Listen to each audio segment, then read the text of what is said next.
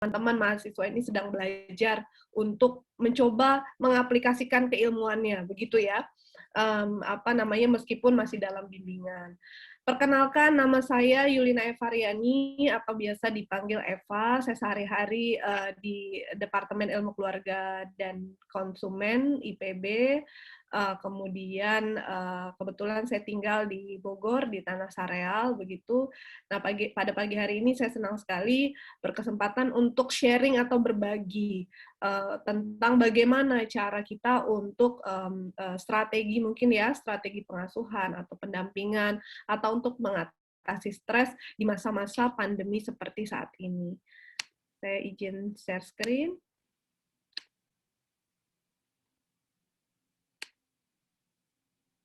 Oke, baik. Bapak Ibu sekalian yang saya hormati, mungkin kita juga sudah agak seperti apa ya saya mendeskripsikannya, sudah sangat terbiasa begitu ya mendengar kata-kata COVID, sudah agak sedikit bosan setiap saat itu yang dibahas adalah COVID begitu, dan bertanya-tanya sebenarnya kapan sih COVID ini akan berlalu begitu, kapan COVID ini akan pergi dari negara kita begitu ya. Namun perlu kita sadari bersama atau kita terima bahwa COVID yang pertama kali di Indonesia diumumkan oleh Bapak Presiden tahun lalu pada awal Maret ya, kalau nggak salah ya, awal Maret betul tahun 2020 hingga saat ini, artinya sudah hampir 1 tahun, itu masih menjadi topik yang sangat hangat untuk dibicarakan karena memang masih banyak korban-korbannya yang harus menderita COVID begitu. Namun ternyata setelah saya karena sudah beberapa bulan ini, jadi setelah 2020 begitu ya, kemudian kita tahun baru, nah kemudian sekarang saya baru ini kembali gitu ya, membahas tentang COVID kembali. Saya cek lagi kemarin pertanggal 19 Februari, ya pertanggal 19 Februari kemarin, bahwa ternyata data COVID dunia, Bapak Ibu, itu masih sangat tinggi. Sampai tanggal 19 Februari, terhitung ada 109 juta kasus terkonfirmasi COVID di dunia. Yang data ini saya ambil dari WHO. Seperti itu. Dan ada sekitar 2.400.000 orang yang meninggal dunia karena COVID. Begitu. Jadi kita ingin tahu dulu seperti apa sih kondisinya di dunia ini. Ternyata masih sama. Jadi sama dengan kita. Kondisinya masih menjadi satu hal yang menjadi concern untuk semuanya. Bagaimana dengan di Indonesia? Saya kemudian karena setelah melihat data di dunia, saya ingin tahu di Indonesia seperti apa. Saya cek di websitenya, ternyata banyak juga, masih banyak sekali kasus COVID. 1 juta yang terkonfirmasi, lebih dari 1 juta. Dan yang meninggal lebih dari 33.000. Dan kita termasuk di dalamnya ya, di Bogor ini masih masuk dalam wilayah zona merah begitu ya, sehingga peraturan Pemda Kota Bogor membatasi mobilitas warga begitu, terutama dari Jakarta untuk datang kan ya ke Bogor, apalagi Sabtu Minggu. Saya pikir nggak Sabtu Minggu aja ya, setiap hari itu dicek platnya ganjil genap. Nah, itu sebenarnya salah satu upaya oleh pemerintah kita supaya Kota Bogor ini turun begitu kasusnya. Yang ternyata dirasakan semakin hari itu semakin banyak. Dan jangan kaget ketika kasus COVID itu sudah mendekati kita. Saya sendiri seperti itu, Bapak Ibu, jadi di sekitar saya, kebetulan saya di Tanah Sareal begitu, sudah banyak yang terkena atau terinfeksi COVID ini. Dan bahkan sudah ada beberapa tetangga saya yang meninggal dunia. Nah, kemudian berbicara tentang COVID atau pandemi, apa efeknya bagi pendidikan? Ternyata efeknya itu luar biasa, Bapak Ibu. Jadi, di dunia terjadi yang namanya kebijakan penutupan sekolah. Tidak hanya di Indonesia, tapi di dunia, berdasarkan data dari UNESCO, ada sekitar lebih dari 560 juta anak atau siswa yang terdampak dalam hal pembelajarannya akibat COVID ini. Dampaknya apa? Banyak. Seperti misalnya yang tadinya aktif sekolah ya, full time, full day school begitu, dari jam 7 atau dari jam 8 sampai jam 5 atau dari jam 8 sampai jam 3 begitu, akhirnya tidak bisa seperti itu. Meskipun saya sedikit sharing, meskipun di beberapa negara yang sudah zero kasus dan mereka sudah mulai membuka sekolah kembali begitu, namun kemudian ada sesuatu kebijakan di pendidikan yang berubah, yang mungkin Bapak Ibu sudah pernah mendengar namanya new normal ya. Jadi ternyata sistem pendidikan itu juga menyesuaikan dengan kondisi atau sistem normal baru begitu. Yang tadinya katakanlah satu kelas isinya 30 begitu atau 20 orang, ternyata sekarang harus menerima kenyataan bahwa kelas itu menjadi setengah siswanya dari sebelumnya begitu. Hal ini dilakukan sebagai upaya untuk tetap menekan kasus COVID dari sekolah begitu. Dan itu ternyata bukan hanya di tempat kita atau di Indonesia atau di Bogor saja, dan itu dilakukan di seluruh dunia. Bahkan kebijakan pendidikan di Indonesia ini yang sebelumnya ya revisi SKB 4 Menteri mengatakan bahwa untuk daerah di zona orange dan merah tetap dilarang, tapi sekarang dikembalikan kepada Pemda, pemerintah daerah masing-masing untuk boleh membuka atau tidak seperti itu. Saya mengetahui bahwa di beberapa provinsi, di sekolah-sekolah di beberapa provinsi sudah boleh untuk membuka aktivitas belajar dan mengajar asalkan dengan protokol kesehatan yang sangat ketat dan assessment yang sangat ketat juga dari pemerintah daerahnya. Tapi unfortunately tidak terjadi di Indonesia, tidak terjadi di Bogor. Artinya di Bogor masih tetap kita melakukan sistem pembelajaran dari rumah begitu. Karena memang kondisinya yang mungkin dinilai oleh Pemda kita belum memungkinkan dengan kondisi yang angka COVID kita yang semakin tinggi seperti itu, setiap hari semakin tinggi. Nah, berikut adalah peta zonasi kita yang kasusnya belum juga turun hingga saat ini seperti itu. Namun pemerintah mungkin sudah jadi sharing kebijakan begitu kepada Pemda. Silakan kalau memang kondisinya memungkinkan, silakan dibuka begitu sekolahnya. Namun pada umumnya masih menggunakan sistem pembelajaran jarak jauh. Nah, apa masalahnya sebenarnya dengan sistem pembelajaran jarak jauh? Bapak Ibu mungkin sudah mengetahui bahwa kita pada umumnya di Indonesia masih memiliki keterbatasan dalam hal device atau keterbatasan dalam hal sarana dan prasarana dalam menyelenggarakan pembelajaran jarak jauh. Yaitu misalnya di sekolah-sekolah di rumah-rumah masih terbatas yang memiliki sarana komputer. Di rumah-rumah masih terbatas yang memiliki sarana misalnya gadget yang untuk belajar anak-anak dan lain sebagainya. Sehingga itu juga yang menyebabkan banyak masalah pendidikan atau pembelajaran di rumah begitu. Namun terlepas dari itu semua, Bapak Ibu, dari apa-apa yang saya paparkan, tetap kita bersyukur bahwa tetap ada hikmahnya dari pandemi ini bagi keluarga kita, begitu ya. Mungkin Bapak Ibu yang hadir di sini merasakan bahwa sejak adanya pandemi COVID, kita lebih sering berkumpul di rumah. Sejak adanya pandemi COVID, anak-anak lebih dekat dengan orang tuanya. Kemudian lebih banyak interaksi dengan orang tuanya. Saya dulu pernah bercerita saat di webinar-webinar di akhir tahun lalu, bahwa ada kasus-kasus di mana yang tadinya ayah ibunya tuh sering sekali traveling begitu karena tugas, karena tugas keluar kota, jarang di rumah begitu. Nah, namun karena adanya pandemi COVID ini kan dibatasi berbagai aktivitas itu lebih sering di rumah. Anak-anak juga yang biasanya setelah sekolah les begitu, setelah les kemudian kecapean mengerjakan tugas, tidur begitu. Nah, sekarang karena kebanyakan pembelajaran dari rumah, akhirnya anak-anak dengan orang tua banyak melakukan interaksi yang positif di rumah. Bahkan saya mendengar laporan bahwa banyak anak-anak yang misalnya orang tuanya mau bekerja, work from office begitu ya, Nah, anaknya itu sulit sekali untuk melepaskan orang tuanya karena sekarang sudah sangat dekat begitu hubungannya antara orang tua dengan anaknya. Dan juga rumah sejak adanya pandemi COVID sudah berubah fungsinya menjadi sebuah center baru. Center baru artinya segala aktivitas itu sekarang muaranya di rumah. Aktivitas apa saja, bukan hanya pendidikan dan bukan hanya aktivitas keluarga begitu, namun segalanya, misalnya ibadah ya, jadi lebih sering di rumah, lebih sering sholat berjamaah dengan keluarga dan lain-lain.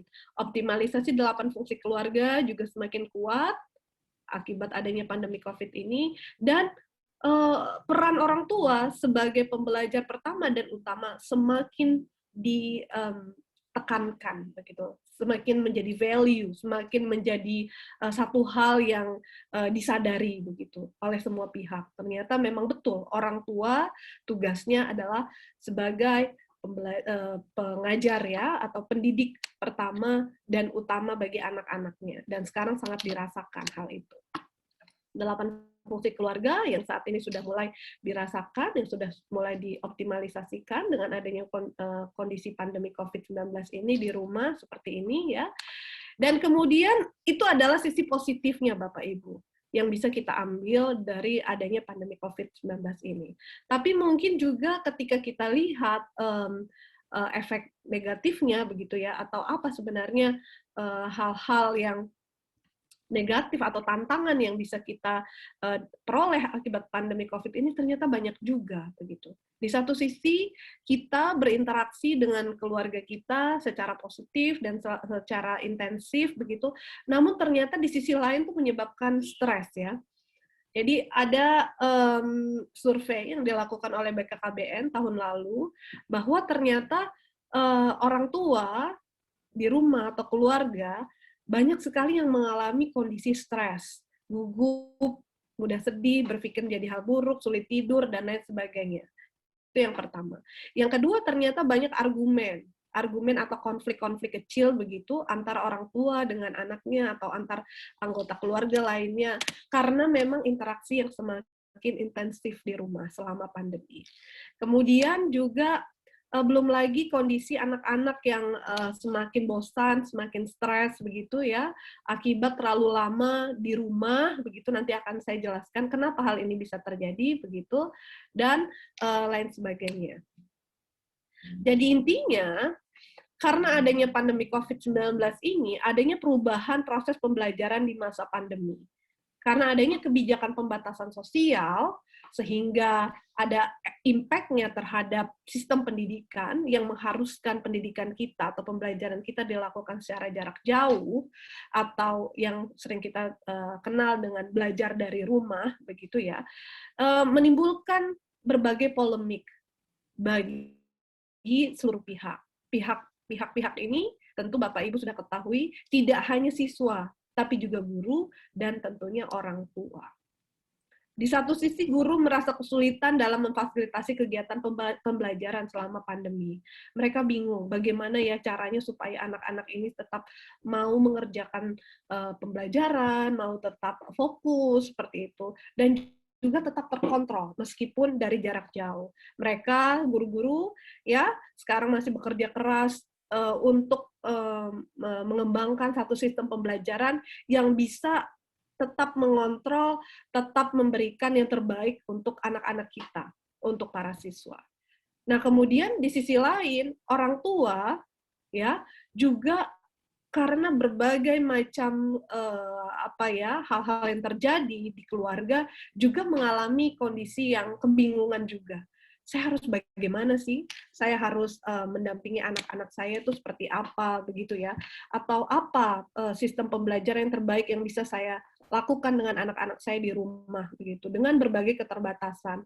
Belum lagi misalnya orang tua memiliki keterbatasan untuk mengakses internet, atau orang tua memiliki keterbatasan, dia tidak punya yang namanya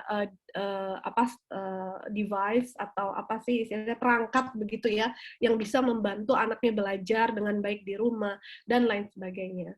Nah, itu adalah dua pihak yang stres. Namun di sisi lain, anak-anak kita juga stres, Bapak Ibu. Kenapa saya katakan seperti itu? Karena anak-anak kita yang notabene-nya mereka harusnya melakukan atau melakukan atau juga mengalami yang namanya proses pembelajaran dengan teman-temannya, dengan ceria, fun, kemudian dengan bahagia di sekolah bersama teman-temannya. Namun kemudian sekarang harus dibatasi berbagai aktivitasnya di rumah.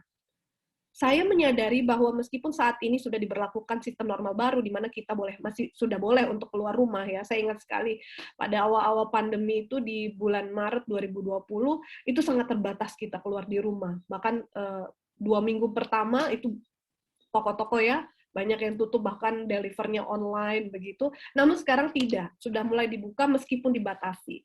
Misalnya swalayan jam 7 harus sudah tutup begitu ya, atau lainnya. Dan anak-anak kita juga tetap masih belajar di rumah.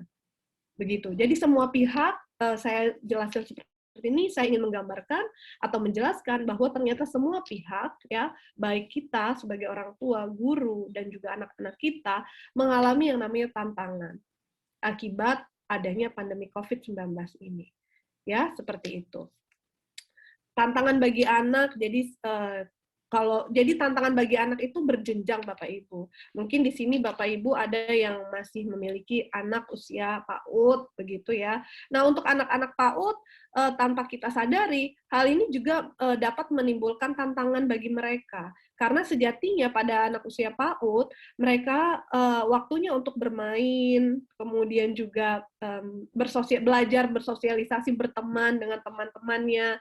Saya punya cerita untuk anak-anak PAUD ini Bapak Ibu. Jadi ada satu kasus di mana anak PAUD ini sangat rindu begitu untuk sekolah, dia nangis begitu mau ketemu dengan bu guru di sekolah. Orang tuanya sudah mengatakan, nggak ada nah, ini masih libur, kemudian bu guru juga nggak ada di sekolah, tapi dia tetap merengek, pengen ke sekolah. Akhirnya diantarkan malam-malam itu juga oleh orang tuanya ke sekolah begitu ya, melihat gelap, kemudian juga tidak ada siapa-siapa. Nah, itu menimbulkan satu hal yang menyedihkan bagi dia ya, karena memang dia inginnya ya ketemu dengan gurunya, kemudian main dengan teman-temannya dan belajar dengan ceria di kelasnya.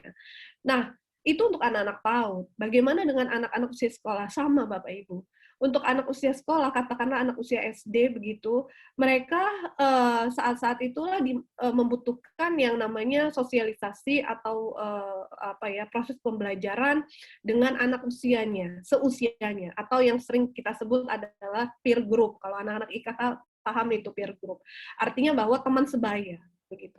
Pada usia SD mereka harusnya berteman, mulai belajar bagaimana berbagi, bagaimana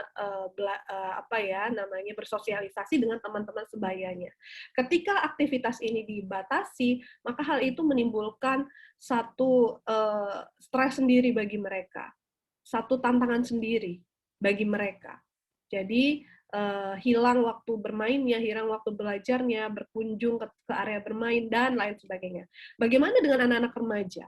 Anak-anak remaja juga sama, Bapak Ibu. Jadi pada saat remaja adalah waktunya juga mereka untuk mencari jati diri atau ya senang dengan teman-teman sebayanya, bersosialisasi juga, bahkan lebih kuat daripada pada anak usia SD. Jadi kalau usia SMA, SMP kurang lebih sama dengan anak-anak mahasiswa. Terkadang ketika saya memberi kuliah, saya tanya di mana ini kalian, atau ini kalian sedang ada di mana? Ada yang menjawab, saya masih di rumah teman saya Bu, saya pusing di rumah, harus diem aja ngadep tembok, bosen Bu nonton ngerjain tugas aja begitu, karena mereka waktunya untuk yaitu bersosialisasi dengan teman-teman seusianya begitu ya. Anak-anak tuh namun jadi kondisi inilah yang membawa stres pada anak-anak kita, Bapak Ibu. Karena anak-anak ya kemampuannya untuk menghadapi perubahan secara tiba-tiba ya karena pandemi COVID ini juga bervariasi. Saya katakan bervariasi itu tergantung dari tingkatan usianya dan bagaimana resiliensi resiliensi si anak tersebut, atau yang biasa kita kenal ketangguhan mereka, seperti itu. Ada anak-anak yang usia PAUD, mereka nggak masalah di rumah begitu, meskipun jenuh begitu, namun tetap saja enjoy. Ada yang dia tuh menjadi lebih agresif artinya tidak mau lagi kooperasi dengan orang tuanya. Artinya kooperasi ini lebih kepada tidak mau melakukan apa yang diminta orang tuanya, biasanya agak-agak sedikit ngelawan gitu ya, mungkin seperti itu.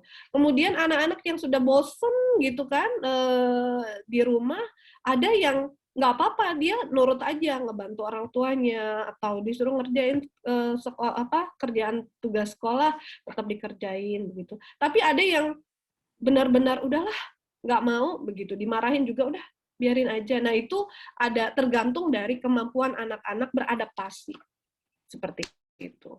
Nah, kemudian karena berbagai polemik itu, nah kira-kira apa nih strategi yang bisa kita lakukan sebagai orang tua untuk melakukan pendampingan belajar pada anak-anak kita? Jadi ada beberapa strategi Bapak Ibu yang mungkin bisa saya diskusikan atau kita bahas bersama di sini. Yang pertama adalah kita sebagai orang tua, ketika kita ingin membantu anak-anak kita belajar dengan baik di rumah, maka hal yang utama adalah kita menciptakan suasana rumah yang aman dan nyaman untuk proses belajar anak kita. Rumah yang aman itu seperti apa? Rumah yang nyaman itu seperti apa? Tidak harus fancy, tidak harus misalnya bagus atau istilahnya ya, tidak harus bagus, tidak harus fancy, tidak harus sesuatu yang benar-benar luar biasa, tapi cukup sesuatu atau lingkungan yang kondusif untuk anak-anak belajar. Artinya kondusif itu ketika waktunya belajar, anak-anak tidak ada misalnya suara TV atau suara musik dangdutan atau suara kita nelfon orang lain begitu yang keras-keras. Ciptakan itu. Jadi ciptakan suasana seolah-olah mereka itu ada di sekolah begitu. Untuk mereka belajar. Jadi merasakan aura untuk ngapain lagi ya? Memang saya harusnya belajar begitu. Belajar mengerjakan tugas apa yang diberikan oleh guru-guru saya. Kemudian ciptakan suasana positif yang mendukung proses belajar mengajar. Yang suasana positif itu seperti apa Bapak Ibu? Jadi orang tua belajar bagaimana caranya untuk menggunakan perangkat PJJ. Kita bantu anak-anak kita. Jadi kadang kan bingung tuh menggunakan Zoom. Anak-anak kita ya kadang TK juga sudah menggunakan Zoom atau SD juga sudah. Nah kita belajar. Gimana caranya? Kalau kita nggak tahu gimana? Ya tanya dengan gurunya begitu. Dan juga komunikasikan secara efektif apabila ada kendala ketika anak-anak belajar. Misalnya kepada guru tentunya. Ya, anak saya sudah mulai ini Bu, sudah mulai males-malesan.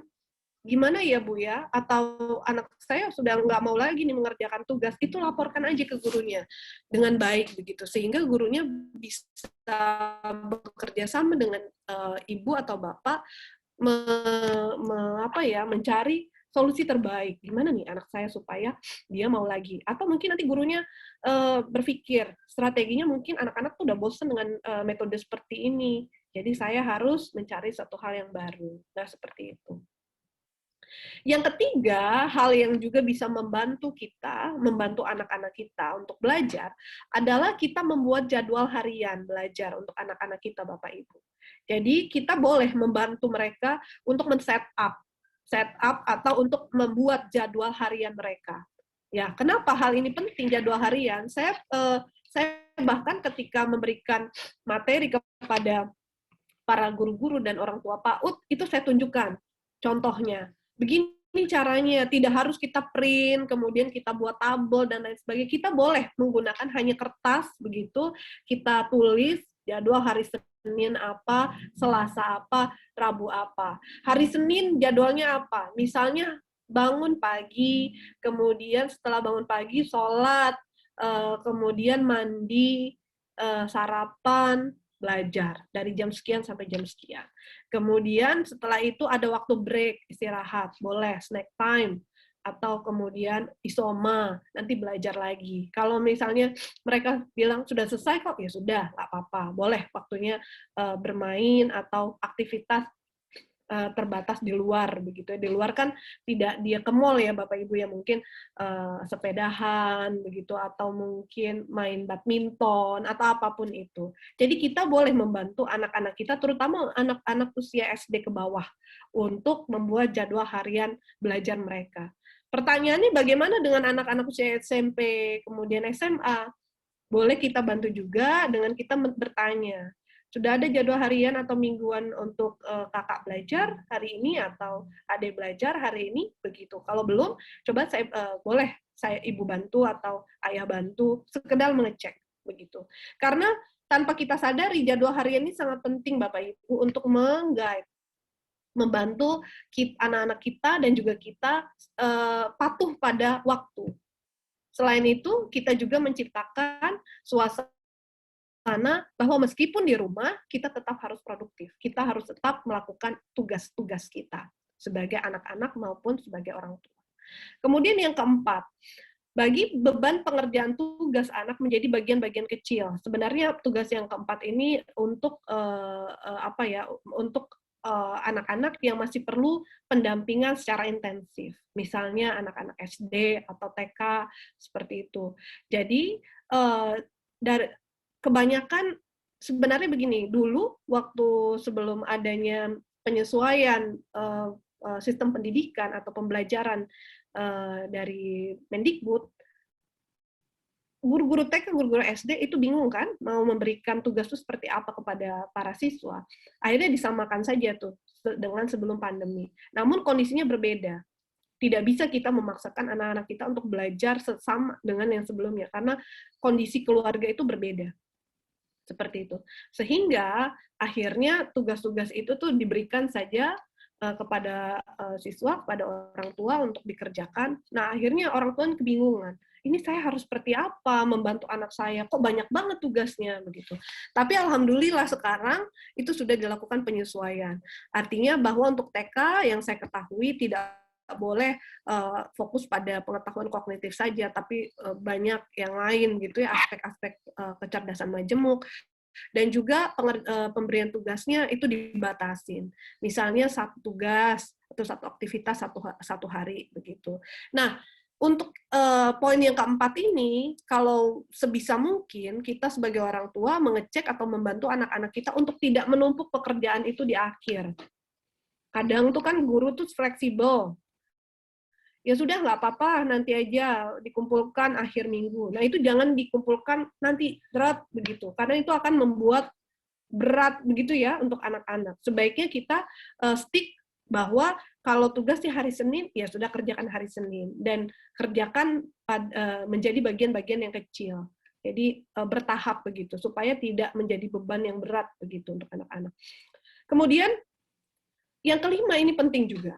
Jadi berlakukan proses belajar mengajar di rumah dengan disiplin yang tegas, Bapak Ibu. Termasuk screen time. Screen time ini adalah waktu di mana anak-anak kita boleh mengakses yang namanya gadget handphone atau laptop untuk hal-hal yang sifatnya tidak belajar atau untuk main, nonton, games dan lain sebagainya. Nah, itu tugas kita Bapak Ibu. Kita harus benar-benar strict untuk hal itu. Untuk anak TK maksimal 1 jam, untuk tidak boleh lebih dari 2 jam, seperti itu. Nah, kemudian bertahap begitu. Kenapa penting? Karena ketika saya sangat sadar bahwa anak-anak itu harus mau tidak mau harus mengakses yang namanya gadget untuk belajar begitu kan. Namun tidak untuk bermain. Boleh bermain tapi terbatas. Karena kita tidak mau anak-anak kita menjadi kecanduan. Lebih banyak mainnya dibanding belajar. Begitu. Akses gadget itu kita tidak tahu lagi apa yang diakses. Dan itu yang kita tidak mau. Yang kita benar-benar khawatirkan begitu ya. Mereka mengakses hal-hal yang kita tidak tahu, yang kedua tidak sesuai dengan usia mereka. Itu yang kita tidak inginkan ya. Kemudian yang keenam adalah berikan ekspektasi yang realistis pada waktu pandemi. Artinya fleksibel tadi ya. Ketika misalnya satu ketika kan kita sudah berlakukan nih waktu yang rutin untuk anak-anak kita. Satu ketika anak kita memang sudah benar-benar yang bosan begitu ya. Kemudian dia ingin sudahlah Bu, saya dari Senin sampai Kamis itu sudah lelah begitu, tugasnya banyak banget, terutama ini untuk anak-anak remaja. Hari Jumat boleh lah Bu, pagi-pagi saya mau ini dulu video call dengan teman saya, atau kemudian dia mau lihat konsep musik begitu atau apapun online. Nah itu nggak apa-apa sesekali. Jadi boleh kita untuk melakukan waktu yang fleksibel selama pandemi, selama anak kita konsisten dengan apa yang dia kerjakan. Kemudian jangan lupa berlakukan waktu istirahat. Waktu istirahat itu penting untuk break time begitu ya, supaya anak-anak kita tidak terlalu terbebani dengan tugas-tugasnya. Yang kedelapan adalah jaga kondisi fisik mental kita sebagai orang tua. Dan juga ini penting Bapak Ibu. Jadi pada anak-anak kita, maka kita harus positif terlebih dahulu. Termasuk positif ini termasuk kesehatan fisik kita, termasuk mental kita begitu. Kalau kita sedang stres, ya jangan memaksakan diri untuk mendampingi anak-anak kita. Nanti yang ada kita tensi. Tensi itu artinya semakin marah begitu ya. Anak kita kenapa sih kayak gitu aja nggak bisa matematika tambah-tambahan, padahal dia memang masih belajar, anak kelas 1 SD begitu. Lebih baik kita bagi peran kita dengan pasangan kita. Kita bagi peran kita sebagai ayah ibu yang seimbang. Ketika ibu masih benar-benar pusing gitu dengan kondisi rumah, boleh ayahnya membantu. Begitu juga sebaliknya. Begitu. Jadi saya sebenarnya senang sekali hari ini ada bapak-bapak yang juga ikut hadir. Mudah-mudahan setelah ini bisa berbagi dengan bapak-bapak yang lainnya bahwa kondisi fisik dan mental orang tua hanya untuk kita. Selanjutnya adalah beberapa hal ini adalah strategi pengelolaan perilaku anak selama pandemi. Jadi sebenarnya ini untuk untuk menjaga mood anak-anak ya. Jadi saya sangat menyadari bahwa pada saat kondisi pandemi ini banyak anak-anak yang tidak kooperatif begitu. Terkadang anak-anak berperilaku tidak baik karena mereka bosan. Nah, atau mereka butuh perhatian. Sehingga memang tugas kita adalah untuk tetap mengoreksi perilaku anak. Ketika mereka butuh perhatian, dia berlaku sesuatu begitu karena butuh perhatian, ya kita beri perhatian. Ketika mereka bosan, ya kita beri break atau apapun itu, ya. Kemudian ajak anak bermain kreatif. Sarankan untuk bermain ini untuk anak-anak PAUD. Jadi begini Bapak Ibu, terutama hal ini berlaku untuk anak-anak usia SD PAUD gitu ya. Dan juga yang remaja juga sebenarnya. Kuncinya adalah anak-anak yang berperilaku tidak baik atau anak-anak yang berperilaku tidak sesuai dengan harapan kita, itu karena mereka tidak sibuk, karena mereka tidak banyak muncullah hal-hal yang dengan kita lah istilahnya, mereka kerenyek lah atau apapun, berantem. Kita buat anak-anak kita sibuk dengan berbagai hal permainan yang kreatif atau apapun itu. Kemudian jangan lupa jelaskan ekspektasi yang diharapkan, terutama anak yang lebih besar. Ketika banyak konflik di rumah, kita jelaskan ekspektasi apa yang kita inginkan di rumah. Terbuka. Kita katakan, ibu mau kalian waktunya saat ini adalah belajar. Kakak sebagai kakak yang lebih besar, tolong dibantu adiknya untuk belajar dan lain sebagainya. Arahkan perhatian orang tua pada perilaku yang baik. Nah ini penting Bapak Ibu. Jadi bukan anak-anak saja sebenarnya. Anak-anak itu senang untuk diperhatikan. Saya yakin bukan hanya anak-anak, tapi juga orang tua juga senang untuk diperhatikan. Diperhatikan terutama untuk hal-hal yang baik.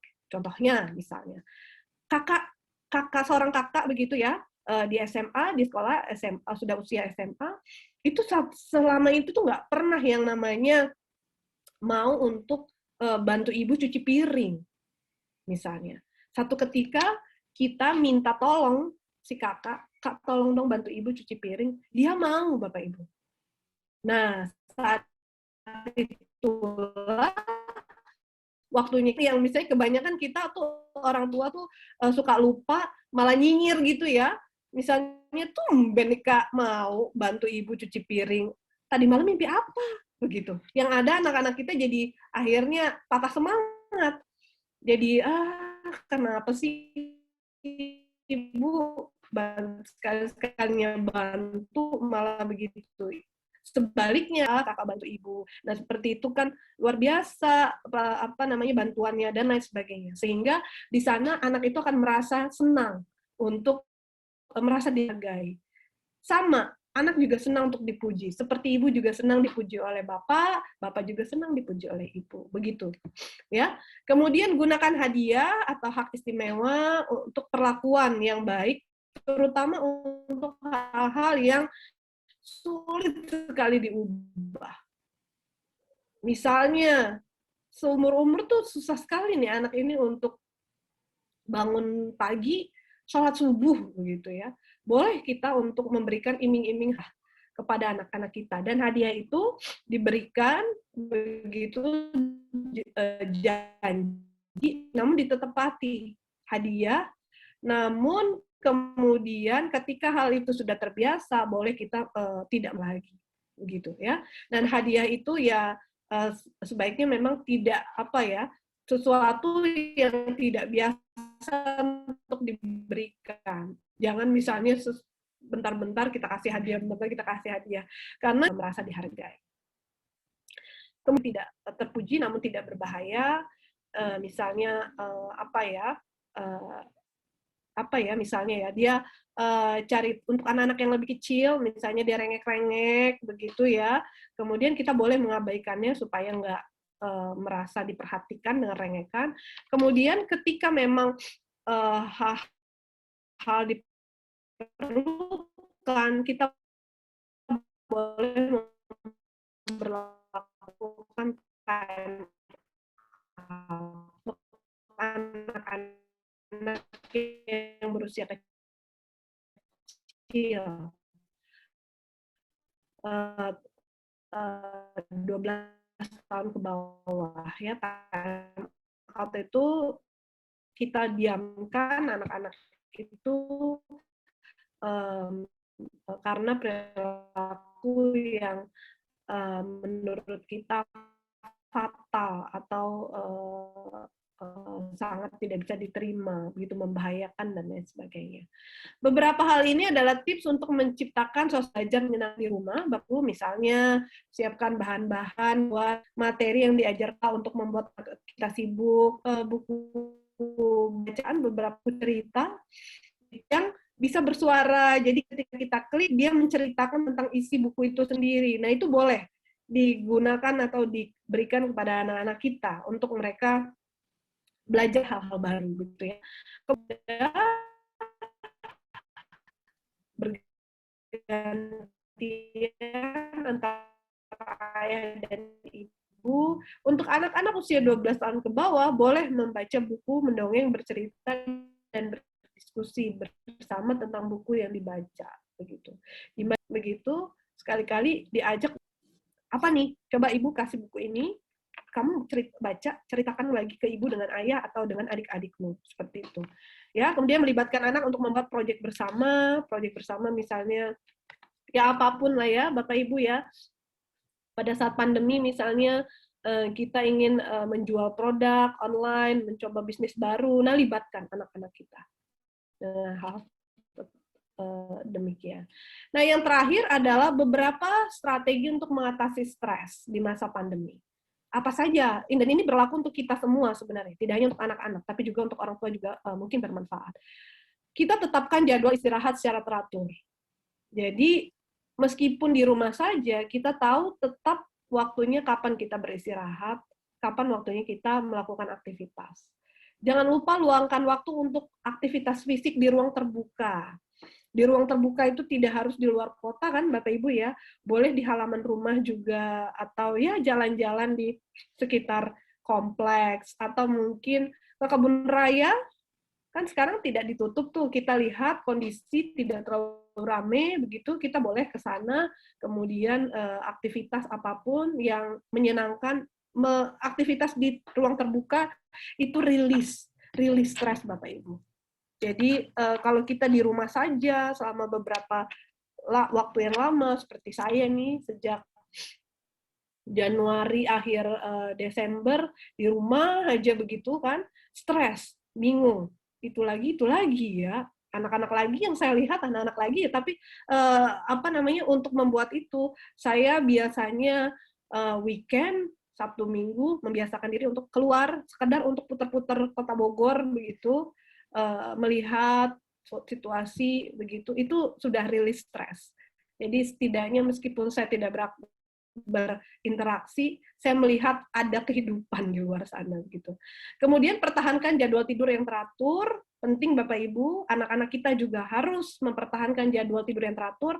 Mereka meskipun di rumah saja tidak diperkenankan untuk begadang ya, karena apa ya, berbagai penelitian itu menunjukkan bahwa kalau kita kurang tidur itu ada hormon yang berkurang begitu produksinya, membuat kita tidak bahagia, lelah begitu, fisik kita juga mental kita.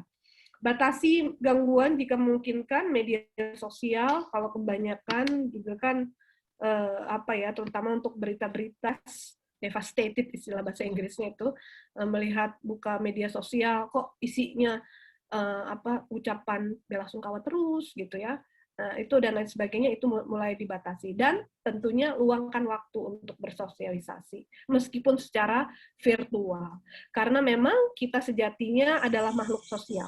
Jadi, meskipun virtual seperti ini, kita harus tetap berinteraksi dengan dunia luar. Telepon saudara kita, telepon ayah ibu, atau telepon family kita yang ada di luar kota atau di sekitar kita, meskipun tidak apa namanya, bertatap muka secara langsung, jauh di mata tapi dekat di hati, seperti itu.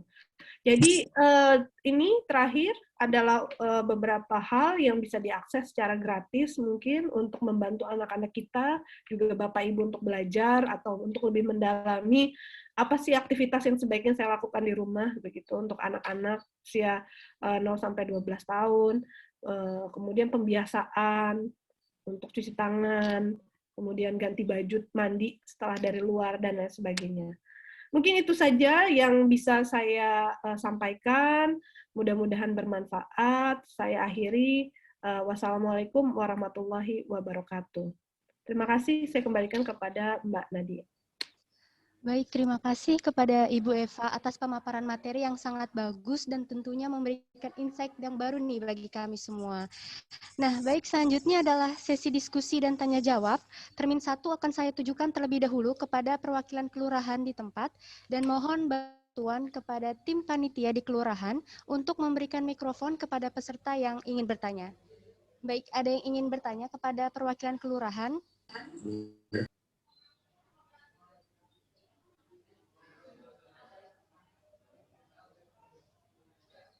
Berbagi cerita.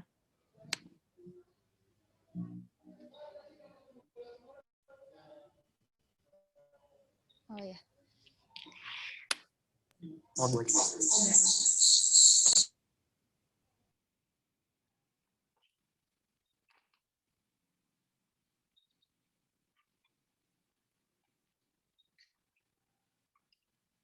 Oke, bismillahirrahmanirrahim. Assalamualaikum warahmatullahi wabarakatuh. Perkenalkan, saya Ani Mardiani dari Motekar. Ingin bertanya kepada narasumber. Subhanallah ya, materi hari ini bagus sekali, pas dengan masa pandemi sekarang ini. Hanya ini Ibu, di masyarakat ketika seorang tua mengajarkan anaknya itu kan tadi pasti ada orang tua, suami, bapak dan ibu ikut mendampingi. Kenyataannya ayahnya masih bekerja, masih WFO gitu ya. Kemudian ibunya juga masih emosionalnya masih tinggi. Untuk anak SD ya, kalau TK mungkin nggak terlalu besar. Anak SD ada orang tua yang akhirnya melakukan kekerasan, misalnya ya marah-marah karena pekerjaannya yang banyak, yang tidak bisa dilakukan oleh ibunya. Karena pekerjaan atau tugas kelas 5 itu sudah kayak pelajaran anak SMP kata gitu, pagi matematika ibunya nggak bisa, akhirnya marah-marah dan segala macam. Nah mungkin minta trik atau bagaimana kita saya sebagai motekan memberikan penguatan kepada orang tua yang memiliki anak-anak sekolah SD ya, terutama ya yang tugasnya banyak sekali, memang saya lihat banyak itu ya, ibunya juga bisa stres ngeliat tumpukan-tumpukan kertas yang sehari Senin, Selasa, Rabu gitu kan, balik kumpul hari Sabtu, ternyata setelah dilihat hari Jumat banyak pekerjaannya. Itu mohon minta penjelasan bagaimana kita sebagai motekan memberikan penguatan atau penjelasan kepada orang tua. Terima kasih. Assalamualaikum warahmatullahi wabarakatuh. Waalaikumsalam warahmatullahi wabarakatuh. Baik, kepada Ibu Eva mungkin bisa langsung dijawab, Ibu. Oke, baik, terima kasih. Punten tadi dengan Ibu Ani.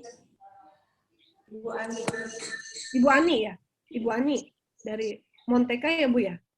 Oke, baik. Ibu Ani, terima kasih sekali. Pertanyaannya luar biasa, Bu. Jadi memang kondisinya seperti itu, betul. Jadi sebenarnya tuh kita tuh sebagai orang tua tuh banyak yang stres ya. Jadi karena pelajaran tuh tidak bisa kita pungkiri ya Bu ya. Anak-anak tuh SD tuh udah kayak SMP, yang SMP udah kayak SMA, begitu. Yang TK udah kayak SD, udah banyak sekali tugas-tugas dan lain sebagainya, membuat kita stres. Banyak orang tua yang memang kondisinya dia tidak bisa untuk berbagi dengan pasangannya. Tapi yang kita pikirkan adalah kondisi yang ideal. Ketika misalnya orang tua itu bisa berbagi, maka kita berikan informasi ini ya, Bu Ani ya, bahwa sebaiknya ada pembagian peran antara ayah dengan ibu. Seperti itu. Namun, ketika ada kondisi yang tidak ideal, di mana ayahnya memang harus tetap work from office, WFO, ibunya di rumah, stresnya luar biasa, belum lagi ibunya kalau memang banyak kerja juga, begitu. Jadi itu semakin bertambah-tambah stresnya. Dan terutama untuk ibu, itu tidak bisa tidak bisa diabaikan.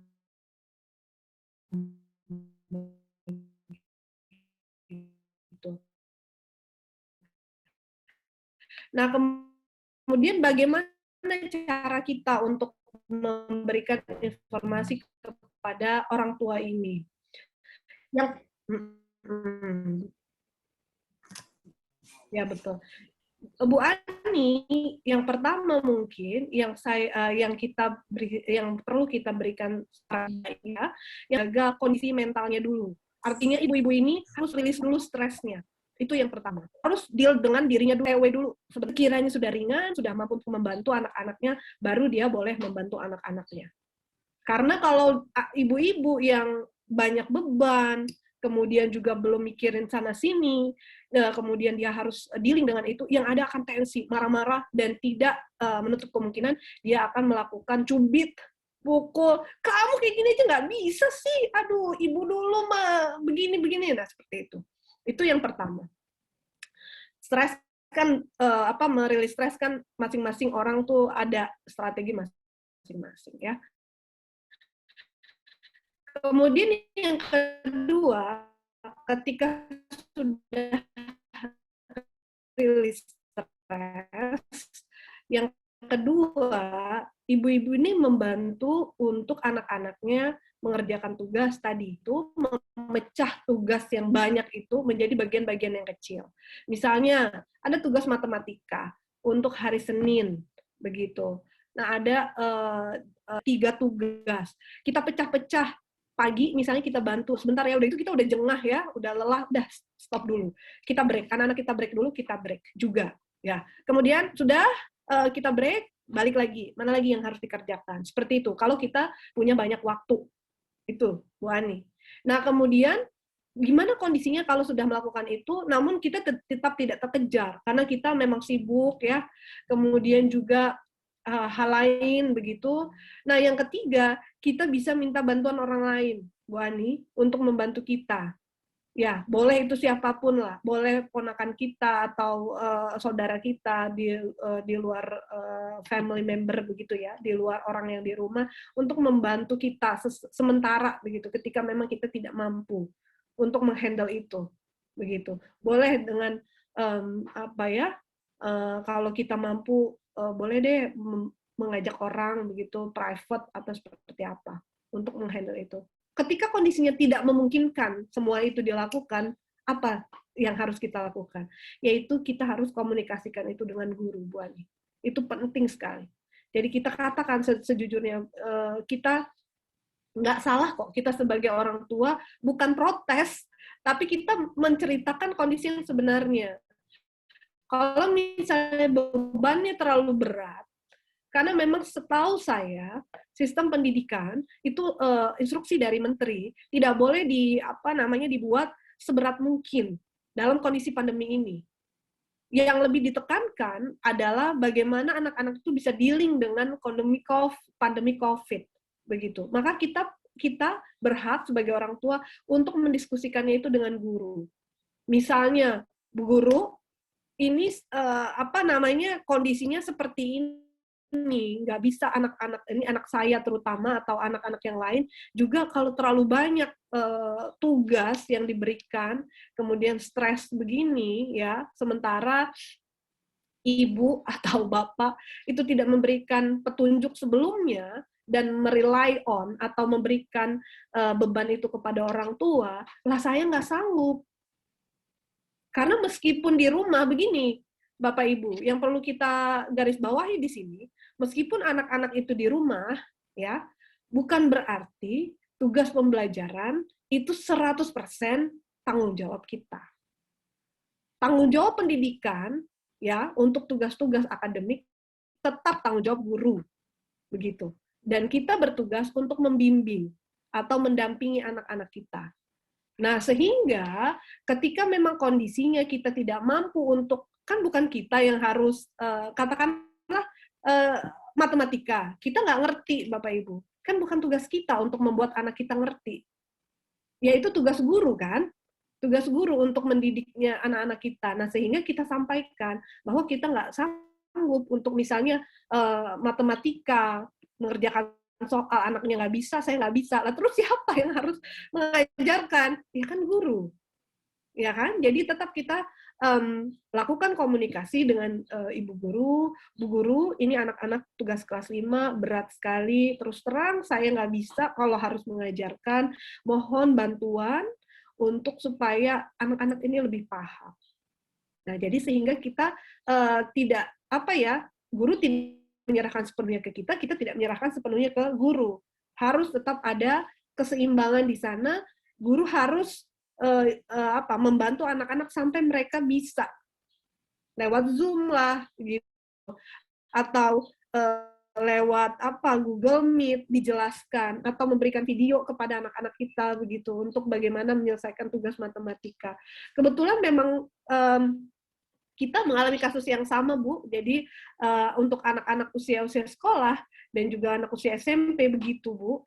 Jadi guru tidak sepatutnya kalau hanya memberikan tugas, kemudian nih anak-anak kerjain begitu, buka buku tema halaman sekian, kemudian berikan kerjakan, report ke ibu atau report ke ibu guru atau pak guru, nggak sebegitu. Apalagi matematika, tetap harus dijelaskan.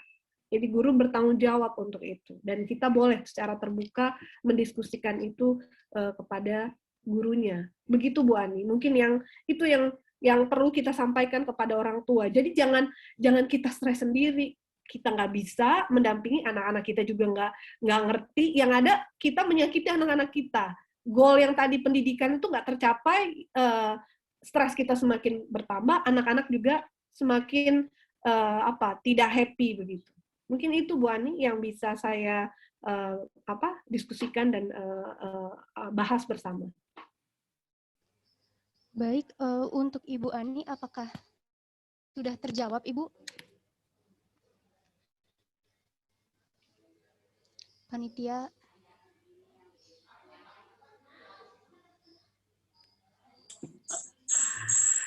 Alhamdulillah Ibu sudah. Cuma satu lagi boleh nggak Bu? Saya masih ada satu lagi. Enggak, Boleh Ibu. punten. Karena saya kebetulan kan di motivator ketahanan keluarga Kota Bogor. Yang mana kita itu ada 6 orang yang memang harus ke wilayah. Karena ternyata di wilayah itu kan tidak hanya memiliki satu anak. Ada yang anak Betul. SD, SMP, SMA, ada yang kuliah, ada yang TK itu daring gitu waktunya. Jadi memang masih banyak yang bertanya, Ibu saya harus apa? Saya bilang oke, seperti Bu ya, rilis dulu emosinya, saya coba ini gitu. Tapi memang masih terkendala seperti itu loh Bu. Mungkin bahan untuk Ibu barangkali nanti ya, kalau misalnya bagaimana caranya ini, mungkin pemerintah lebih bisa memberikan jalan-jalan lain gitu ya, pembelajaran daring ini, karena memang sepertinya kan masih akan berlanjut ya Bu ya, Iya, daring itu. betul. Jadi mungkin nanti ada lebih, kalau saya pernah melihat dari satu sekolah swasta, yang mana lebih banyak sekolah itu membuat praktek gitu. Misalkan pelajaran ini, jadi tidak hanya mengisi soal, jadi anak juga enjoy dengan belajarnya, praktek-prakteknya juga dibantu sama ibunya. Jadi saya pikir itu lebih baik daripada harus memberikan soal-soal yang membuat anak semakin pusing, orang tua juga kebawa pusing. Terima Iya, kasih Bu. betul Bu, betul Bu. Jadi memang anak kita kan keluarga kebanyakan anaknya juga nggak cuma satu ya Bu ya. Ada yang SMP, yang satu SMA, kemudian yang satu SD, belum lagi yang PAUD begitu, rebutan handphone tadi begitu. Ya itulah makanya yang saya sampaikan tadi memang harus ada, kalau dulu Bu, ada yang namanya Direktorat Pendidikan Keluarga di bawah Direktorat Jenderal Pendidikan Anak Usia Dini dan Pendidikan Masyarakat di Kemdikbud. Jadi direktorat ini yang membridging antara bagaimana orang tua begitu melakukan pendampingan di rumah dengan gurunya. Begitu. Terkadang kan guru juga tidak tahu kondisi di rumah itu seperti apa. Bagaimana ketersediaan device tadi, ya kan? Apakah bisa memfasilitasi 3 orang anak, apakah hanya satu dan harus bergantian. Nah itu yang memang kita harus lakukan tetap sebagai motivator, kita dukung orang tua Bu, untuk mereka berani mendiskusikan ini, mengkomunikasikan dengan guru-guru mereka, bahwa kondisinya itu beragam antara satu keluarga dengan yang lain. Ketika misalnya 3 anak, kemudian perangkatnya cuma satu, rebutan, memang kan harus gantian. Nah, di sana siapa yang berperan untuk memperbolehkan tugas itu misalnya, atau aktivitas itu dilakukan tidak jam itu, di mana anak-anak yang lebih tua masih Zoom misalnya, yang lainnya belum. Maka di sana kita perlu namanya fleksibilitas belajar. Fleksibilitas belajar bukan hanya waktu, tapi juga tadi apa yang kita berikan pembelajaran kepada anak-anak. Betul Bu, betul. Jadi memang betul sekali, saya sepakat dengan Bu Ani bahwa aktivitas pembelajaran di rumah harusnya memang bukan hanya soal. Kalau soal mah enak ya Bu ya. Kita misalnya ya lakukan selesaikan tugas, nanti reportnya ditunggu. Berikan tugas, nanti reportnya ditunggu begitu. Nah itu hanya soal, kemudian anak-anak mengerjakan. Sementara anak-anak PAUD utamanya dan anak-anak usia sekolah 0 sampai 12 lah ya, senang itu aktivitas yang menyenangkan, praktek tadi atau proyek bersama begitu. Dan itu bisa Bu kita komunikasikan, diskusikan itu dengan para orang tua, nanti orang tua yang memberikan saran itu kepada guru-gurunya. Begitu. Jadi ada komunikasi, ada keseimbangan, kerjasama antara pihak guru dengan pihak orang tua. Yang semuanya bertujuan untuk kesuksesan anak kan, seperti itu. Jadi terima kasih Bu atas insight-nya dan juga sarannya, diskusinya. Ya. Saya kembalikan kepada moderator. Baik, terima kasih. Untuk ibu-ibu di kelurahan, apakah ada yang ingin ditanyakan lagi, Ibu? yang ingin bertanya?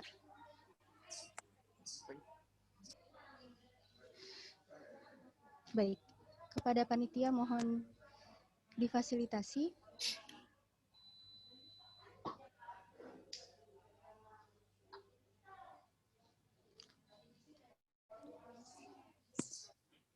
Baik, diulang. Assalamualaikum warahmatullahi wabarakatuh. Waalaikumsalam. Nama saya Neng Nur Saadia dari Pokja 4, Kelurahan Menteng, berkaitan dengan pertanyaan Bu Ani tadi. Jadi, betul apa kata Ibu dosen bahwasanya ada kejadian benar-benar terjadi di peserta didik saya yang memang anak usia dini itu harus bersosialisasi. Dan sampai sekarang, suatu waktu dia ingin sekolah, terus dia datang sekolah, tidak ada siapa-siapa, dia nangis. Kemudian dia datang ke rumah, sama kejadiannya juga. Dia nangis, ingin belajar di sekolah. Saya sudah jelaskan bahwa di sekolah tidak ada pembelajaran. Kemudian beberapa hari ada tatap muka, dan setelah itu tidak diperbolehkan lagi. Dan sampai saat ini murid peserta didik itu tidak mau belajar gitu karena dia pengennya tatap muka sama gurunya. Ketika diberikan tugas juga dia tidak mau sama orang tuanya, maunya sama gurunya. Dan saya serba salah Bu, karena ketika pandemi ini saya juga ketika harus datang ke satu murid, saya juga merasa apakah saya ini OTG atau bukan, kan gitu ya. Jadi ketika saya harus berhadapan dengan murid-murid juga saya khawatir gitu karena aktivitas saya yang lebih banyak di luar. Nah, solusinya seperti apa, Bu? Karena tidak semua orang tua itu memiliki gadget yang satu anak satu. Jadi ada yang kakaknya pakai gitu, sedangkan kami juga menyarankan bagi menyetujui karena kondisi di keluarganya tidak memungkinkan. Itu strategi apa yang Ibu bisa sarankan kepada kami tentang strategi untuk anak usia dini yang memang tidak mau sama sekali sama orang tuanya? Gitu, terima kasih. Assalamualaikum warahmatullahi wabarakatuh. Waalaikumsalam warahmatullahi wabarakatuh. Dengan Ibu Ris. Ibu Neng. Bu Neng, oke. Bu Neng ini guru PAUD ya, Bu ya? Betul ya? Bu Neng guru PAUD ya? Iya, saya guru PAUD. Iya, berarti Bu Neng ini guru PAUD yang sangat disayangi oleh muridnya ya, kalau begini. Alhamdulillah ya, Bu ya. Memang Bu, begini, Bu Neng, jadi luar biasa Bu Neng ini. Pasti guru PAUD yang sangat menyenangkan, sehingga murid-muridnya itu sangat sayang dengan Bu Neng. Begini, pada saat anak usia PAUD, anak usia dini, memang di saat itulah mereka belajar yang namanya bersosialisasi dengan lingkungan luar pertama kali, begitu. Dan ketika mereka memperoleh satu pengalaman yang luar biasa dari gurunya, maka mereka akan sangat attach dengan gurunya, akan sangat sayang dengan gurunya. Bahkan tidak jarang anak-anak PAUD itu lebih mendengarkan apa yang diucapkan oleh guru PAUD-nya dibanding dengan orang tua di rumah. Misalnya, contoh tadi ya, kata Bu Guru, misalnya, kenapa kok kok adek mau mau minum susu? Kata Bu Guru bagus untuk kesehatan. Nah, seperti itu. Nah, terkadang tuh orang tua usia PAUD itu menggunakan apa-apa itu kata guru karena memang anak-anak sejatinya memang nurutnya sama guru. Gitu. Nah, terkait dengan pertanyaan Bu Neng, kondisi yang seperti itu, dan itu banyak terjadi bahwa anak-anak PAUD jadi nggak mau mengerjakan tugas, begitu ya Bu ya, tugas-tugas atau pembelajaran yang diberikan oleh gurunya dari sekolah, nggak maunya di sekolah, begitu. Nah, apa yang seharusnya kita lakukan sebagai guru? Ini kita bicara sebagai guru PAUD ya, sebagai guru untuk memberikan informasi itu kepada orang tua. Mungkin yang pertama, Bu Neng, tadi sudah disarankan bahwa saya bisa menyarankan bahwa Bu Neng melakukan visitasi kepada anaknya. dengan kondisi yang terbatas, begitu, sesekali. Satu kali mungkin cukup, kalau memang memungkinkan. Jadi di saat itu dia senang melihat ibu, kemudian ibu memberikan penjelasan, karena penjelasan itu penting sekali untuk anak menjelaskan kondisi seperti ini kita tidak mungkin belajar di sekolah, itu memang dari usia dini. Penjelasan kondisi pandemi ini dan sangat disarankan dalam memberikan pengasuhan positif. Sebenarnya ada strategi tapi saya tidak sampaikan hari ini, adalah memberikan penjelasan tentang apa yang terjadi saat ini kepada anak-anak kita. Nah, ketika hal itu tidak memungkinkan dilakukan oleh ibu sebagai guru untuk hadir ke sekolah, ke rumah, visit, ibu yakinkan kepada orang tuanya. Jelaskan, supaya orang tuanya yang menjelaskan. Tapi kalau anaknya nggak mau mendengarkan juga, tetap nggak mau mendengarkan, ya hal yang paling mungkin adalah ibu melakukan video call dengan dia, dengan si anak, ya sesekali. Tidak harus Zoom meeting dengan bersama-sama semuanya. Jadi kalaupun memang dia tidak mau mengerjakan tugas, nggak mau mendengarkan apa kata orang tuanya, ibu nggak mungkin untuk visitasi, maka langkah yang terakhir ya video call dengan si anak, kapanpun itu. Jadi ibu sacrifice waktu mungkin ya, meluangkan satu waktu untuk menghadapi anak yang spesial ini. Telepon, video call. Jadi dia melihat ibu itu udah senang sekali. Untuk anak-anak usia PAUD itu melihat gurunya ada itu, wah senang sekali. Begitu. Nah, kemudian, di sana berarti kan kesempatan ibu untuk memberikan informasi itu nggak bisa dulu. Kita nanti kalau misalnya sakit, adik sakit, ibu sakit, gimana kita nggak sekolah, kalau harus di sekolah sabar ya, atau apapun lah, ibu yang lebih tahu untuk itu. Kemudian yang kedua, bagaimana cara untuk si anak ini, dia nggak mau mengerjakan apa yang tugas dari sekolah. Nah, mungkin sekarang waktunya kita melakukan apa yang disarankan oleh Bu Ani tadi, yang pertama. Melakukan hal-hal pada lembar kerja begitu untuk anak ini kan kita meskipun kita punya standar penilaian, hanya kan aktivitas bisa kita kreasikan ya Bu ya. Artinya misalnya penilaian perkembangan kognitif begitu, dia nggak mau untuk dilakukan menggambar, mewarnai atau apapun, kan bisa dengan praktek. Misalnya mengenal sayuran begitu ya, warna-warna sayur begitu yang ada di rumah atau apapun yang memberikan experience atau pengalaman langsung untuk anak-anak PAUD. Jadi mindsetnya adalah bermain itu adalah pembelajarannya. Nah, apakah itu boleh? Saya yakin tuh boleh, Bu. Jadi mungkin nanti dikonsultasikan dengan pihak kepala sekolah mungkin atau siapa yang di sana, boleh nggak ya kalau anak ini spesial berikan pembelajaran yang dia sekiranya tertarik. Anak PAUD senangnya biasanya aktivitasnya praktek dan observasi.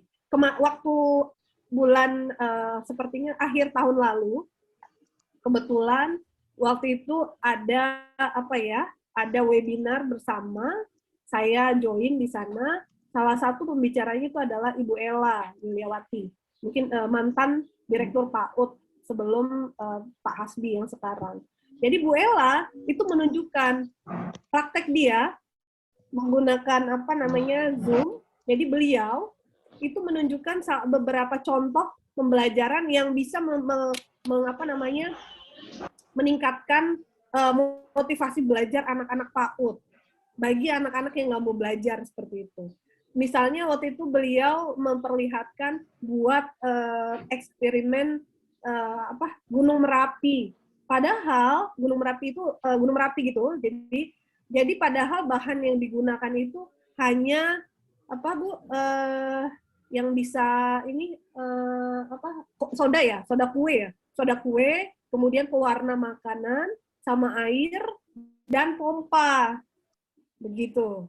Nah, seperti itu saya pikir anak-anak tuh menjadi excited.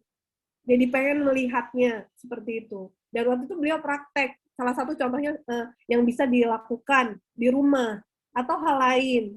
Misalnya apa jeplak-jeplak tangan begitu ya, untuk menggunakan pewarna. Itu adalah contoh-contoh yang eksperimen tidak hanya seperti Bu Ani tadi katakan, tidak hanya terpaut pada lembar kerja. Nah, yang itu nanti memang dibutuhkan kerjasama Bu dengan orang tua tadi. Artinya kita, ya Ibu pahamlah sebagai guru, kita harus tetap memberikan tadi ya pengertian-pengertian pada orang tua. Nggak apa-apa Bu kalau nggak mau mengerjakan lembar ininya, Ananda maunya apa aktivitasnya begitu. Ibu bisa memberikan saran-saran itu kepada orang tua untuk dilakukan di rumah, tidak terpaku pada lembar kerja begitu. Bagaimana kemudian kalau misalnya orang tuanya juga nggak mau melakukan itu? Nah, kalau itu apa namanya sudah menjadi apa ya? Menjadi satu hal yang tersendiri, harus benar-benar melakukan pendekatan dari orang tuanya dulu, Bu. Begitu. Kadang memang ada kasus-kasus guru-guru sering bercerita bahwa orang tuanya sama sekali nggak mau bantu, begitu. Ya, kalau begitu memang tugas kita tidak hanya membimbing Ananda, tapi juga kita melakukan pendekatan terlebih dahulu kepada orang tuanya. Memang terdengar mudah, saya akui Bu, tapi perlu effort yang besar untuk Bu Neng sebagai guru PAUD untuk tetap apa ya konsisten melakukan pembelajaran ini dengan tetap semangat gitu Bu Neng. Mungkin itu Bu Neng yang bisa saya sharing dengan Ibu. Mudah-mudahan bermanfaat. Terima kasih Mbak Nadia. Baik, terima kasih Ibu. Untuk Ibu Neng, apakah sudah terjawab Ibu pertanyaannya? Ya, sudah Bu, terima kasih. Baik, terima kasih Bu. Gampang ya Bu ya, memang saya akui kok Bu. Jadi semuanya sekarang tuh apa ya, semua mengalami kondisi yang membingungkan. Jadi untuk semester ini saya betul sekali tadi Bu Neng, semester ini masih pembelajaran jarak jauh kita. Ini mahasiswa nih. Nah, Mbak Nadia, Salsa, Mas Rashid, tadi itu sama, mereka udah stres di rumah. Itu ukuran kuliah ya Bu ya, apalagi anak-anak PAUD, gitu. Jadi memang hal yang tadi, kita nggak bisa bekerja sendiri sebagai guru, misalnya Bu Neng, Tiger sendiri, itu sulit Bu. Jadi memang harus Ibu meyakinkan orang tuanya terlebih dahulu. Pendekatan atau pertemuan orang tua gitu, atau Ibu sekali-kali telepon atau apapun itu. Baik, terima kasih atas partisipasinya kepada ibu-ibu di kelurahan. Durasi untuk termin 1 sudah cukup ya ibu-ibu, sehingga mohon maaf hanya bisa 2 penanya. Selanjutnya saya buka sesi termin kedua. Di sini saya sudah mendapatkan 1 nama penanya. Akan langsung saya bacakan ya Ibu. Di sini yang bertanya Bapak Sunario, izin bertanya Ibu, bagaimana membangun bonding dengan anak bagi kami yang keduanya bekerja atau tidak WFH seperti itu Ibu? Baik, terima kasih Pak Sunario. Alhamdulillah nih, Pak Sunario masih ada? Oh iya, masih ada ya. Alhamdulillah nih Pak Sunario tanyanya tentang bonding dari ayah lagi, luar biasa. Saya apresiasi Pak. Jadi itu apa ya sangat penting begitu Pak, dan memang penting sekali untuk seluruh orang tua. Pertanyaan ini, orang tua yang bekerja dua-duanya, bagaimana nih bonding, attachment begitu ya, yang bisa dibangun dengan anak-anak ketika kita semua bekerja. Nah, untuk membangun bonding ini Pak Sunario ya, Pak Sunario, sebenarnya memang bonding ini kalau kita mengacu pada teori, saya berteori ya, teori bahwa attachment atau bonding ini sebenarnya sudah terbentuk dari sejak anak dalam kandungan, terutama dengan ibunya. Dan ketika lahir, begitu anak itu semakin attached dan masih kecil kan, ketika ibunya atau ayahnya bersama dengan dia, di sanalah terbentuk yang namanya bonding atau attachment. Nah, ketika masa-masa itu tidak ada masalah, artinya ketika anak itu sudah touch dengan orang tuanya saat usia dini, itu insya Allah kedepannya tidak akan atau menyediakan attachment, bangun attachment dengan anak-anak kita. Begitu, meskipun kita bekerja. Tentunya kita harus yakin bahwa attachment itu terbentuk tidak tidak harus kita bersama-sama dengan anak kita sepanjang waktu, Pak Sunaryo. Artinya bahwa attachment atau interaksi mungkin ya, yang lebih tepat bukan attachment ya, interaksi positif yang bisa kita bangun dengan anak-anak kita, itu sebaiknya dilakukan dengan frekuensi meskipun pendek, namun berkualitas. Jadi tidak jarang, Pak, sebenarnya untuk kedua orang tua yang tidak bekerja, misalnya ibunya tidak bekerja, namun ayahnya bekerja, namun ternyata anak itu lebih punya interaksi positif dengan ayahnya dibanding ibunya, karena ibunya meskipun sepanjang waktu yang di sana saat berinteraksi kualitasnya tidak terlalu baik, isinya konflik terus, argumen terus, begitu. Kemudian ayahnya bekerja, namun dengan waktu yang terbatas itu, setiap hal itu diskusi, itu satu hal yang positif. Misalnya pada saat makan malam, masih diskusi, gimana tadi belajarnya, atau apa nih hari ini yang dilakukan sepanjang hari, gitu, hal-hal yang itu, oh kamu suka K-pop ya ternyata, atau apapun itu. Jadi, intinya adalah bahwa attachment untuk kedua orang tua yang bekerja itu bukan menjadi halangan untuk kita membangun bonding dengan anak kita. Lakukan itu setiap hari, ada waktu-waktu kita berinteraksi dengan anak-anak kita. Saat itulah kita maksimalkan dengan hal-hal yang positif. Nah, bonding itu juga ada dapat terbentuk ketika ada understanding atau ada kesepahaman dengan anak. Jadi tidak ada salahnya kita sebagai orang tua, kita ikut menyelami apa yang disukai oleh anak-anak kita untuk membangun itu. Tadi saya katakan, saya berbagi cerita, misalnya anak saya suka K-pop, ya misalnya. Saya jadi ingin tahu dong K-pop itu apa sih K-pop itu atau tidak. Itu pemantik diskusi yang positif dengan anak saya. Begitu.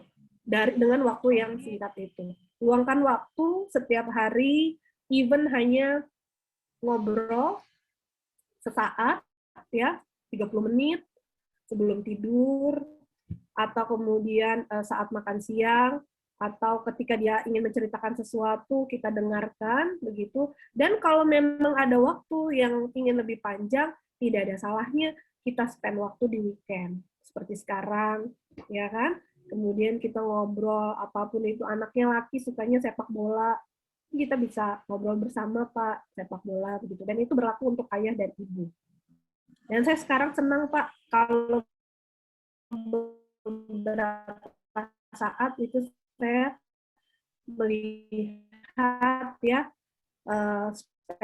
orang tua atau satu keluarga sudah remaja, udah usia SMA dan kuliah, kemudian spending waktu di dunia terbuka, di ruang terbuka di kebun raya hanya sekedar ngobrol, itu saya suka perhatikan dan saya senang sekali dengan situasi seperti itu.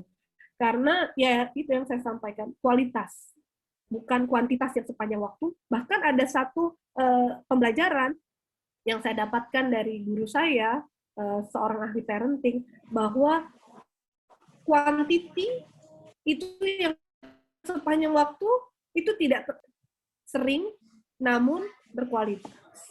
Jadi jangan khawatir, Pak. As long as kita tetap menjalin komunikasi yang baik dengan anak-anak kita, ada kesepahaman di situ, insya Allah bonding tetap akan terjaga, bonding yang tadi sudah terbentuk sejak dia lahir. Begitu. Itu mungkin yang bisa saya sharing dengan Pak Sunario. Terima kasih sekali lagi Bapak sudah hadir. Saya senang sekali Bapak-Bapak ada di sini. Saya kembalikan pada Mbak Nadia. Baik, terima kasih Ibu. Kepada Bapak Sunario, apakah sudah terjawab Bapak pertanyaannya? Udah Pak ya, udah jawab ya Pak ya. Baik, sudah terjawab. Oke Ibu, kita langsung masuk ke pertanyaan kedua. Dari Aldila Sandi, Ibu. Bertanya, bagaimana cara menjaga mental mahasiswa dalam pembelajaran daring? Sebab baik mahasiswa dan orang tua memiliki beban gandanya masing-masing di era daring ini. Begitu. Aldila IPB. Ya, Bu, alhamdulillah baik, Bu. Dari FPIK. FPIK, bagus. Jadi sebenarnya pertanyaan Aldila ini mewakili teman-teman yang Aldila. Banyak. Jadi waktu itu saya mengajar MSDK pesertanya berapa sih 100. Caranya nih Bu supaya tidak bosan, supaya saya nggak jadi stres di rumah karena study from home gitu ya. Kemudian juga sementara juga kondisi orang tua begini begitu ya, banyak polemik dan lain sebagainya.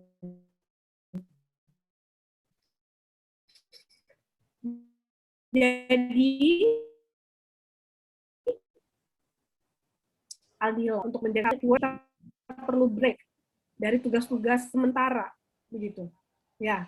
Nah, itu yang harus kita perhatikan pertama. Ketika kita sudah merasa tidak nyaman dengan kondisi yang kita rasakan, kita udah mulai cemas. Itu tanda-tanda ya, tanda-tanda ringan ya. Cemas, kemudian kita udah susah tidur, nggak mau makan atau makannya lebih banyak. Itu adalah beberapa ciri-ciri adanya something atau sign atau tanda-tanda yang tidak positif dari dalam diri kita. Nanti satu ketika mungkin ada waktunya nanti kita sharing tentang kesehatan mental bagi para remaja. Seperti itu. Nah, ketika hal itu terjadi, maka kita harus aware. Aware-nya bahwa kita butuh break.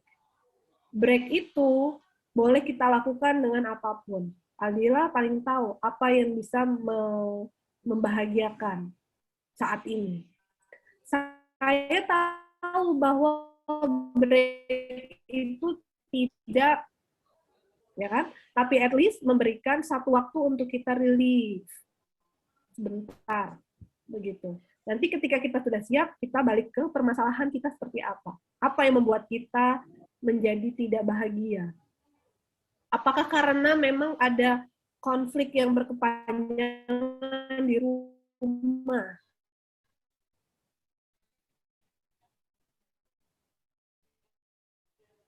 Ataukah karena beban tugas yang terlalu banyak? Kalau misalnya kondisinya adalah konflik, kali-kali dong. Artinya kita coba, sekarang tuh saya tuh jadi sering mendengar istilah toxic relationship dari para mahasiswa. Jadi mahasiswa itu menganggap bahwa orang tuanya itu punya hubungan yang toksik dengan dia karena tidak ada kesepahaman atau konflik terus dengan orang tua. Nah, sekali-kali kita sebagai mahasiswa, kita yang memulai, kita yang bertanya atau kita yang berusaha untuk menyelesaikan masalah ini dengan orang tua kita, tentu dengan baik-baik. Ingat, posisi kita adalah seorang anak, gitu. Ya kan? Kemudian yang kedua itu ya, coba untuk menyelesaikan itu. Kalau ada konflik, kalau nggak ada beban permasalahannya adalah beban tugas, coba kita atur waktu kita lagi.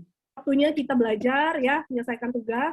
Kapan waktunya kita santai-santai. Terkadang yang membuat kita anxiety atau membuat kita was-was itu ketika tugas kita banyak bertumpuk, deadline udah deket. Nah, itu tadi fungsinya kita untuk menyelesaikan pieces by pieces.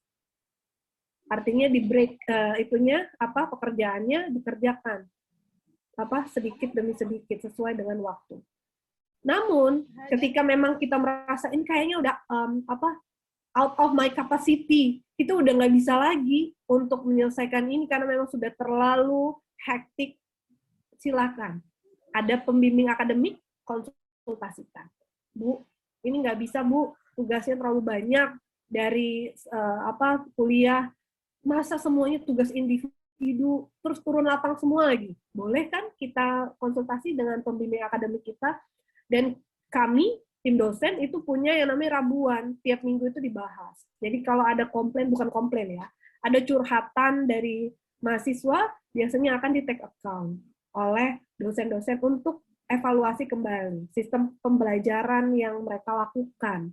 Apakah sesuai dengan beban SKS, apakah terlalu berat untuk individu, atau seperti apa. Nah, itu yang ketiga. Yang keempat, ketika ada polemik ya, ada ketidaksesuaian antara memang orang tua ada masalah sendiri, kita ada masalah sendiri, kemudian kita ingin membantu, kan tidak sedikit mahasiswa tuh yang begini, Aldila, dia di rumah, kebanyakan di rumah, itu akhirnya dia banyak membantu orang tuanya dibanding dengan mengerjakan tugas. Nah, bagaimana kondisi yang seperti ini? Nah, kita pakai hati nurani kita, kan? Maksudnya kalau orang tua kita masih kesusahan, ya memang tugas kita untuk membantu, kan? Nah, sementara bagaimana tugas kuliah? Lagi-lagi, konsultasikan dengan pembimbingmu, boleh pembimbing akademik, atau komdik, atau komsis. Di sana mereka ada untuk membantu kalian, para mahasiswa. Begitu. Kalau misalnya semua ini tidak bisa juga teratasi, silahkan hubungi konsul yang ada di IPB. Bagaimana solusi terbaik? Saya sepertinya sudah nggak kuat lagi, begitu. Tapi dari beberapa strategi yang saya sampaikan ini, strategi pertama yang paling penting untuk kalian para mahasiswa adalah identifikasi diri masing-masing. Saya sudah tahap mana? Seperti itu. Dan tidak bersalah. Anda tidak salah ketika mencari bantuan untuk apa yang Anda rasakan, begitu. Boleh kalau teman kiranya nyinyir gitu ya, nggak bisa dipercaya, ya carilah konselor sebaya atau ke dosennya atau ke siapa saja yang sekiranya bisa membantu. Itu Aldila, mungkin yang bisa saya sampaikan. Mudah-mudahan semuanya sehat secara mental dan juga tidak terlalu banyak beban di kondisi pandemi seperti saat ini, begitu. Saya selalu setelah kuliah, saya mencoba untuk menguatkan para mahasiswa saya untuk saat seperti ini atau tidak ke mahasiswa. Tapi kan tidak semua dosen punya waktu untuk melakukan itu. Jadi penting kita yang berkomunikasi. Ya, gitu ya. Oke, terima kasih. Saya kembalikan lagi, Nadia. Terima kasih. Baik, terima kasih kepada Ibu Eva. Untuk Aldila, apakah sudah terjawab? Ya, sudah. Terima kasih, Bu. Baik, terima kasih Aldila. Oh, ada Doni juga di sini ya? Iya, Ibu. Baik, Ibu. Sepertinya sudah tidak ada yang bertanya, Ibu, di room chat. Jadi akan saya akhiri dengan satu pertanyaan dari saya, Ibu. Oke, baik. Yang ingin saya tanyakan, Ibu, bagaimana cara orang tua konsisten terhadap pengasuhan yang positif setelah nanti sudah tidak menggunakan sistem daring, Ibu? Konsisten terhadap pengasuhan positif ketika sudah tidak menggunakan sistem daring. Ya, jadi konsisten pengasuhan positif, konsistensi pengasuhan, ya, memang itu adalah kunci untuk orang tua supaya mendapatkan hasil yang diinginkan, seperti itu. Nah, konsistensi itu bagaimana caranya konsisten? Ya, kita kembalikan lagi kepada orang tuanya. Kita kalau kita posisinya. Kita harus yakinkan kepada orang tua bahwa konsistensi itu adalah yang utama untuk memberikan pengasuhan yang terbaik. Artinya ketika kita memberikan disiplin A untuk kesalahan A, maka kita harus melakukan disiplin A itu juga untuk kesalahan yang sama. Begitu. Ya, tapi ketika kita adalah orang tua, posisinya sebagai orang tua, ya kita harus kembali lagi, harus mengetahui bahwa kalau kita tidak konsisten terhadap pengasuhan kita atau pola disiplin kita, maka jangan mengharapkan anak-anak itu akan melakukan apa yang kita inginkan atau apa yang terbaik bagi mereka. Karena, kenapa? Karena anak akan menganggap bahwa, oh hari ini saya boleh kok melakukan, besok ya pasti saya akan boleh juga, padahal kemarin tidak boleh, begitu. Jadi konsistensi dan persistensi dalam pengasuhan positif tetap adalah yang nomor satu, begitu. Kita sebagai motivator memberikan informasi itu kepada orang tua, menguatkan orang tua untuk tetap melakukan hal tersebut. Ketika kita orang tua, maka kita harus yakin bahwa tanpa konsistensi itu, apa yang kita harapkan itu tidak akan tercapai. Begitu mungkin Nadia. Nanti diskusi lebih lanjut ya Nadia, kalau memang mau konsultasi. Baik Ibu, terima kasih banyak. Terima kasih atas partisipasinya kepada Ibu-ibu dan Bapak serta teman-teman yang sudah bertanya. Sekianlah sesi diskusi pada webinar Fulkan terus menghadirkan ya, seperti orang tua dan anak menjadi lebih lekat dan bisa saling memahami. Orang tua tentu memiliki peran penting dan tentu saja menjadi peran utama dalam pengasuhan anak. Perlu adanya keterbukaan komunikasi antara keluarga dan anak agar terhindar dari miskomunikasi dan misunderstanding di dalam suatu keluarga. Anak tetap membutuhkan sosialisasi agar tetap bisa memahami arti berbagi, memahami teman-temannya dan proses perkembangan anak yang lain. Baik, demikian dari saya. Kita telah sampai di penghujung diskusi, Bapak Ibu sekalian. Sebelum saya tutup diskusi webinar hari ini, kami dari teman-teman KKN akan memberikan e-sertifikat narasumber kepada Ibu Eva sebagai bentuk terima kasih menemani kami pada pagi hari ini. Terima kasih. Terima kasih kembali Ibu. Terima kasih juga kepada perwakilan perangkat kelurahan, serta para peserta yang telah menyimak agenda inti dari awal hingga akhir sekarang. Semoga banyak ilmu yang bisa kita serap, yang dapat kita implementasikan ke dalam kehidupan sehari-hari. Saya selaku moderator menyampaikan mohon maaf atas kekurangan, salah kata dan perbuatan. Selanjutnya saya kembalikan kepada MC. Ya, baik moderator. Terima kasih kepada Bu Eva atas pemaparan materinya yang sangat menarik. Jadi peran orang tua itu sangat menarik ya, Bu. Menarik, Bukan salah. Materinya sangat menarik. Peran orang tua itu sangat penting ya, Bu. Nanti Apalagi Salsa masuk IKK aja Salsa supaya bisa lebih tahu ya. jurusan fisika, Bu, di sini. Fisika. Iya. Nanti S2-nya PSIK. Oh iya, baik, Bu. Ya. Jadi di peran orang tua ini sangat penting ya Bu, apalagi kita lebih sering beraktivitas di rumah, walaupun mungkin beberapa orang tua lebih sering WFO daripada WFH. Mungkin untuk mengurangi stres juga kita bisa rekreasi bersama keluarga, namun tetap menerapkan protokol kesehatan. Ya. Dan diutamakan di ruang terbuka. Iya, betul. Terima kasih juga saya sampaikan kepada Nadia Amelda selaku moderator yang sudah memandu webinar pada hari ini. Sebelum meninggalkan meeting, kita ada sesi dokumentasi dahulu. Untuk hadirin silahkan mengaktifkan kamera. Kepada panitia yang bertanggung jawab untuk dokumentasi, apa sudah siap?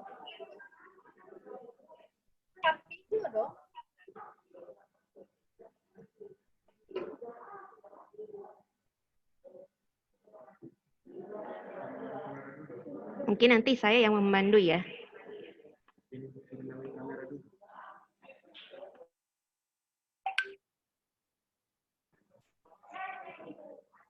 Masih ada